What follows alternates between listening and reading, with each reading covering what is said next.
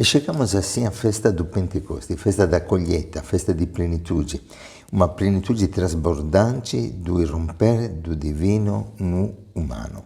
Pois são inesgotáveis os dons do Espírito Santo, ele que é doador de todos os dons. Não é por acaso que esta festa cai mesmo 50 dias depois da Páscoa, uma festa característica do calendário judaico que, para nós cristãos, é caracterizada da realização da promessa: permanecer em Jerusalém até seres revestidos de força do alto. Esta força que preenche o coração dos discípulos que estavam todos reunidos no mesmo lugar, como escutamos na primeira leitura tirada do capítulo 2 dos Atos dos Apóstolos. E lemos: de repente, veio do céu um barulho como fosse uma forte ventania que encheu a casa onde ele se encontrava. Esta plenitude caracteriza esta leitura continuamente. Logo depois, no versículo 4, lemos que todos ficaram cheios de Espírito Santo e começaram a falar em novas línguas. Esta é a característica do Pentecoste. O Espírito desce sobre os apóstolos, se realiza a promessa de Cristo e ainda ficam cheios de espanto e admiração todos aqueles que ouviam os discípulos falar em sua própria língua. A plenitude é transbordar do divino no humano. Da mesma forma, na segunda leitura, tirada da primeira carta aos Coríntios de Paulo, nós lemos que ninguém pode dizer Jesus é o Senhor a não ser no Espírito Santo. E vemos o Espírito agindo com poder, agindo para criar de todos nós um só corpo. A diversidade de ministério, mas o mesmo é o Senhor. A diversidade de dons, mas o mesmo Espírito. Há diferentes atividades, mas o mesmo Deus que realiza todas as coisas em todos. Bebemos todos do único Espírito. É o deixar Deus acontecer, literalmente acontecer na vida da igreja. Este Deus que nos torna corpo vivo de Cristo, pois esta é a ação do Espírito Santo. O Espírito continuamente gera Cristo em nós e torna a igreja corpo de Cristo que vive no hoje da história do homem. Todos nós, judeus ou gregos, escravos ou livres, somos batizados no único Espírito para formarmos um único corpo e todos nós bebemos de um único Espírito. É tempo de colheita. Para os judeus, esta é a característica da festa do Pentecostes, que acontecia também para o povo judaico 50 dias depois da Páscoa. Para os cristãos, este momento é um momento marcante da nossa história, da história da igreja. É o nascimento da igreja, é uma nova criação. Por isso, no Evangelho, nós lemos: ao anoitecer daquele dia, o primeiro da semana, estando fechadas por medo dos judeus as portas do lugar onde os discípulos se encontravam, Jesus entrou e, pondo-se no meio deles, disse: a paz esteja convosco. É muito importante para os exegetas entender o significado destas primeiras palavras. Ao anoitecer daquele dia, o primeiro dia da semana. Para os judeus, o fim do dia era o começo do novo dia. Isso significa que o primeiro dia da semana se torna o dia que caracteriza o tempo.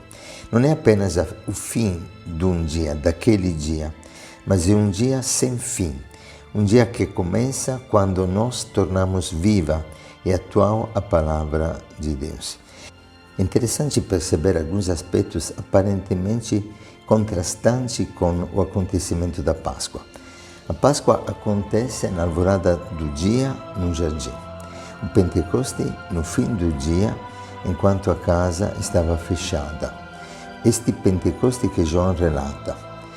Os apóstolos estão como que fechados pelo medo, como dizer, estavam morrendo de medo, estavam no túmulo. E Cristo ressuscitado abre o túmulo dos apóstolos. Não teria sentido que Cristo ressuscitasse dos mortos se Cristo não nos ressuscitasse de todas as nossas mortes, de todos os nossos medos. Por isso João apresenta o Pentecostes, o sopro do Espírito Santo, neste momento, no cenáculo, neste capítulo 20, quando os apóstolos estão de porta fechada por medo dos judeus, aí onde ele se encontrava. É um encontro pessoal, um encontro profundo, não individual, mas comunitário. Ele vem, permanece no meio.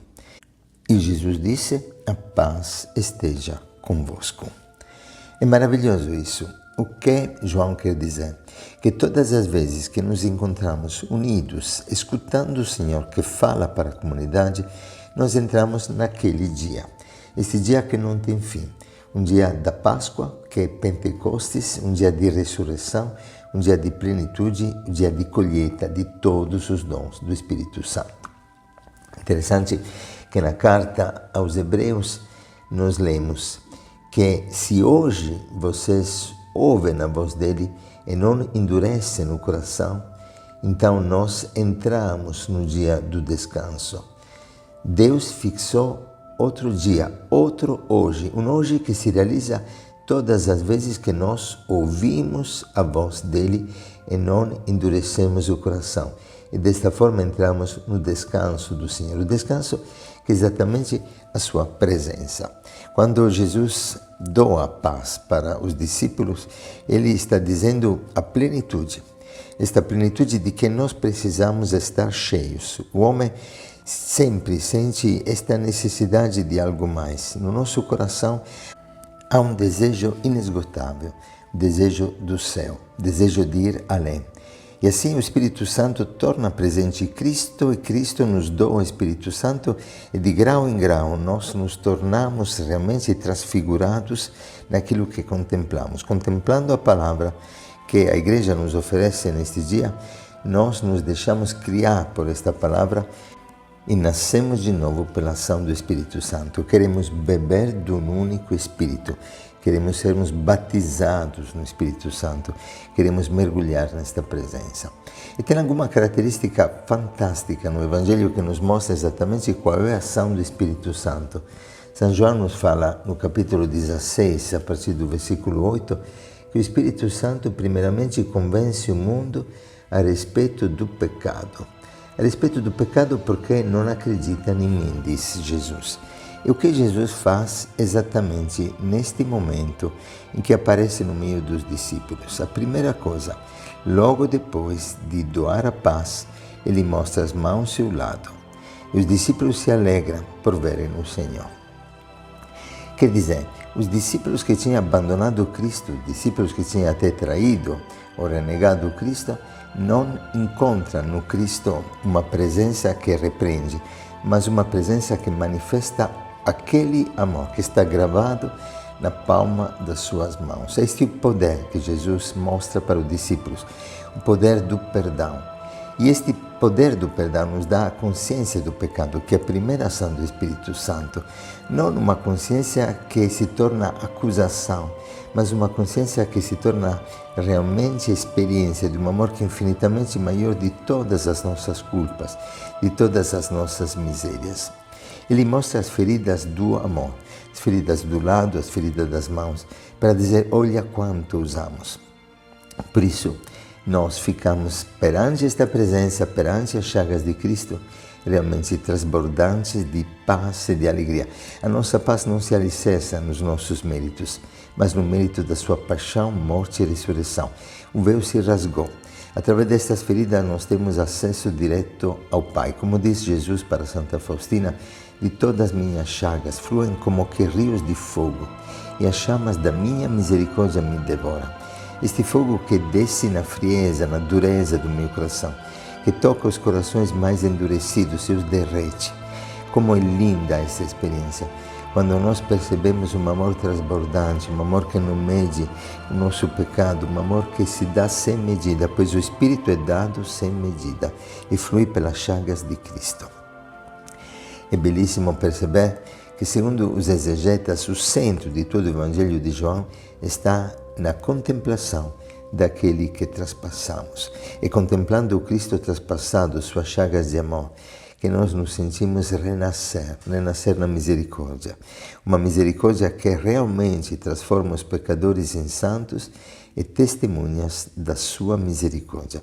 E por isso que, como diz Paulo em Gálatas 5, os dons do Espírito é paz, a primeira palavra de Jesus, a paz esteja convosco, alegria, ficaram repletos de alegria ao verem o Senhor, porque o Espírito Santo é este amor de Deus derramado nos nossos corações. Muitas vezes pedimos tantos dons ao Senhor e não pedimos o doador de todos os dons. Precisamos realmente entender que com o Espírito Santo nos chegam todas as graças. Quantas vezes experimentamos momento de oração, de intimidade, de louvor, momento em que lemos a palavra, este arrepio, este renascimento no Espírito, esta cura profunda. E acontecem realmente curas, libertações, curas físicas extraordinárias. Nesses dias também experimentamos tantos dons, pessoas que foram restabelecidas fisicamente, psicologicamente, espiritualmente, mas não porque estamos procurando os dons do Espírito, porque aprendemos, pelo contrário, a buscar o Senhor dos dons, porque aprendemos a buscar Cristo, a querer deixar que Cristo nos toque, que Cristo nos encontre, que Cristo sopre sobre nós o seu Espírito, o seu amor. É uma alegria transbordante. E esta é a justiça de Deus, pois ainda João diz no capítulo 16 que o Espírito Santo nos convence a respeito da justiça. A justiça é a justificação de Cristo. Cristo que nos justifica de todos os pecados. Ele que se ofereceu como vítima de expiação por todas as nossas culpas. E, consequentemente, perdoados, perdoamos. E a alegria se irradia, transborda, como a luz que não pode ficar presa em si mesma. A luz, por sua natureza, ilumina. O fogo, por sua natureza, aquece. Quantas pessoas que neste tempo nos vimos alcançadas pela misericórdia, que não conseguem deixar de comunicar para os outros esta misericórdia e que continuamente querem proclamar a obra de Deus, a obra do Espírito, assim como fizeram os apóstolos que, saindo do cenáculo, logo começaram a proclamar que aquele Cristo que nós matamos, não apenas os judeus, todos nós matamos, penduramos na cruz por causa dos nossos pecados, ressuscitou. Este Cristo nos envia esta missão. Eu não consigo permanecer em mim. Quando encontro Cristo, não consigo não ir ao encontro dos irmãos para manifestar o amor do Pai. E Jesus diz, como o Pai me enviou, assim vos envio. Este perdão que eu recebi, sou chamado a doar para os outros.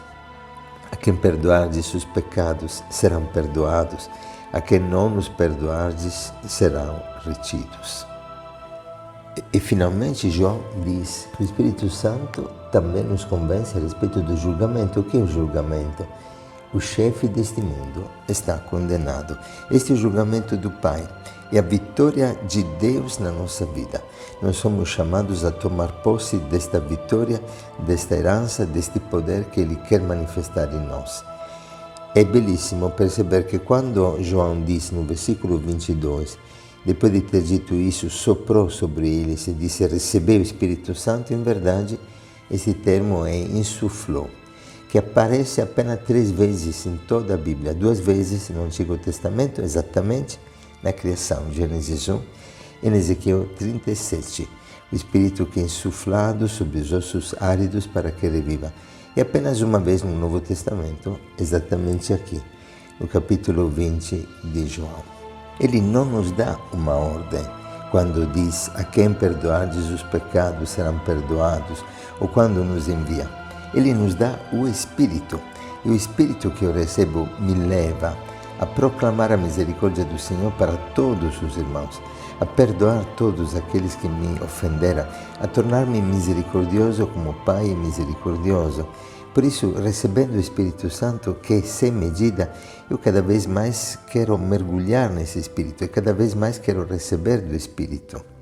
Não é por acaso que nos Atos dos Apóstolos nós encontramos 13 Pentecostes.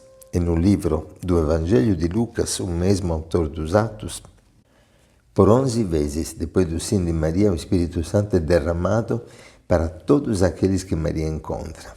Quanto mais recebe o Espírito, mais você conhece. E quanto mais você conhece o Espírito, mais o deseja. Quanto mais o deseja, mais o acolhe. Quanto mais o acolhe, mais você o conhece. Quanto mais conhece, mais o deseja. E assim entramos num movimento inesgotável do amor de Deus. O poder de Deus é aquele de dilatar o nosso coração até fazê-lo explodir.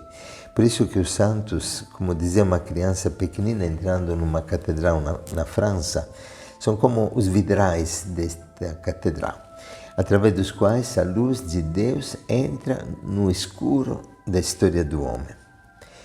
É belíssima a experiência de San Filippo Neri, que no Pentecoste de 1544 viu uma bola de fogo saindo do sacrário da Eucaristia, pois a Eucaristia é o próprio coração de Cristo, que é trasplantado no nosso peito.